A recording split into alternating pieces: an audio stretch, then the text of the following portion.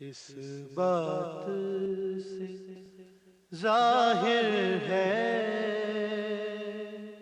رتبہ علی اکبر کا۔ ناظرین السلام علیکم، میں ہوں غلام عباس، حاضر ہوں آج کے اپنے اس اسپیشل پروگرام کے ساتھ۔ آج کی ہماری گفتگو، آج کی جو ہماری بات ہے وہ ہوگی شبیہ پیغمبر حضرت علی اکبر کے سلسلے سے۔ جیسا کہ آپ جانتے ہیں، آپ کو معلوم ہے کہ شبیہ پیغمبر کس کا لقب ہے؟ شبیہ پیغمبر جناب علی اکبر کو کہا جاتا تھا۔ حضرت امام حسین علیہ السلام کا یہ 6واں سال بیٹا، جس کی ولادت مدینہ منورہ میں ہوئی، آپ کی والدہ کا نام لیلہ بنت ابی مرہ ہے، جو کہ یمن کی رہنے والی تھیں۔ کہ جناب علی اکبر کے پیدا ہونے سے، اس دنیا میں آنے سے پہلے حضرت امام حسین علیہ السلام بہت زیادہ آپ نے دعا کی تھی۔ دعا کا سبب یہ تھا کہ جب رسول اللہ اس دنیا سے چلے گئے تو پیغمبر اسلام کے اس دنیا سے جانے کے بعد حضرت امام حسین علیہ السلام کو یہ بات بڑی شاق گزرتی تھی، اور آپ رسول اللہ حضرت محمد مصطفیٰ صلی اللہ علیہ وآلہ وسلم کا دیدار نہیں کر پاتے تھے۔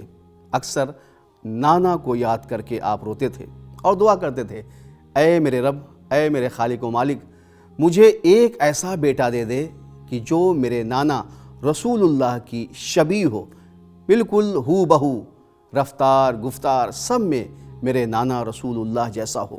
حضرت امام حسین علیہ السلام کی یہ دعا قبول ہو جاتی ہے، اور اللہ حضرت امام حسین علیہ السلام کو جناب ام لیلہ کے ذریعے سے ایک ایسا بیٹا دیتا ہے کہ جو شکل، صورت، رفتار، گفتار میں بالکل رسول اللہ سے مشابہ تھا، اور یہ ذات کسی اور کی ذات نہیں بلکہ شہزادہ علی اکبر کی ذات تھی۔ آپ کی ولادت مدینہ منورہ میں ہوتی ہے۔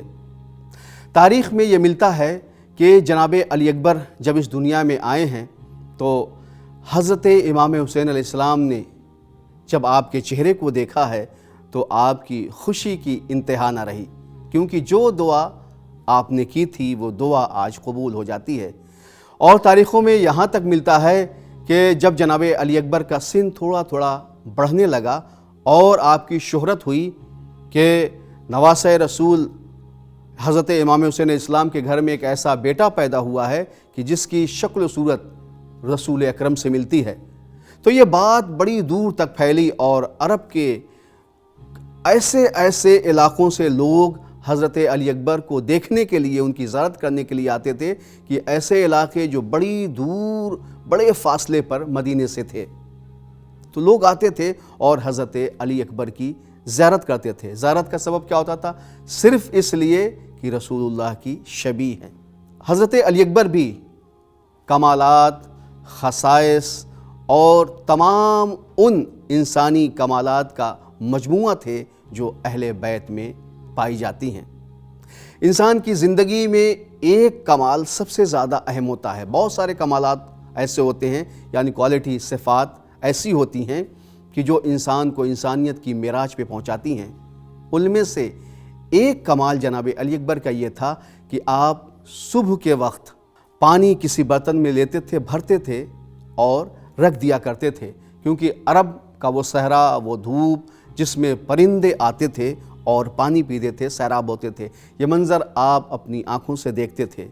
رات میں کیا کرتے تھے آپ کا دستور تھا کہ جب سورج ڈوب جاتا تھا، اندھیرا چھا جاتا تھا، تو آپ آگ روشن کر دیتے تھے۔ اس کی وجہ یہ تھی کہ شاید اس صحرا میں کوئی مسافر، کوئی پردیسی بھٹکا ہوا بھٹک جائے تو وہ اس روشنی کے سہارے یہاں تک آ جائے۔ جب وہ وہاں پہنچ جاتا تھا تو حضرت علی اکبر ان کے کھانے پینے کا انتظام کیا کرتے تھے، اور اس بھٹکے ہوئے انسان سے کہتے تھے کہ آج تمہیں اسی جگہ پہ قیام کرنا ہے۔ یہ حضرت علی اکبر کا دستور تھا، جو بالکل وہی کام جو حضرت ابراہیم علیہ السلام کیا کرتے تھے، کہ آپ انتظار کرتے تھے جب تک کوئی مہمان نہیں آ جاتا تھا، آپ کھانا نہیں کھاتے تھے۔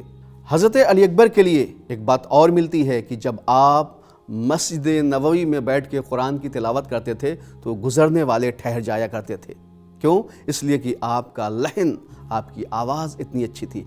जिस तरीके से हज़रत दाऊद अलैहिस्सलाम के लिए ये मिलता है कि जब आप पहाड़ पे बैठ के अल्लाह की तारीफ़ किया करते थे लहन में, तो तमाम परिंदे हज़रत दाऊद अलैहिस्सलाम के करीब आके बैठ जाते थे, जानवर भी हज़रत दाऊद अलैहिस्सलाम के करीब आके बैठ जाते थे। नाज़रीन, ये आले मोहम्मद का घराना है कि जहाँ एक से एक ऐसे ऐसे अजीम लोग हैं कि जिनकी ज़िंदगी का अगर मुतालिया किया जाए, अगर हम उनकी ज़िंदगी को पढ़ते हैं तो उन्होंने ज़िंदगी सिर्फ़ इसी तरीके से नहीं गुजारी, बल्कि उन्होंने अपनी ज़िंदगी को अपने रब के हुक्म के मुताबिक गुजारी।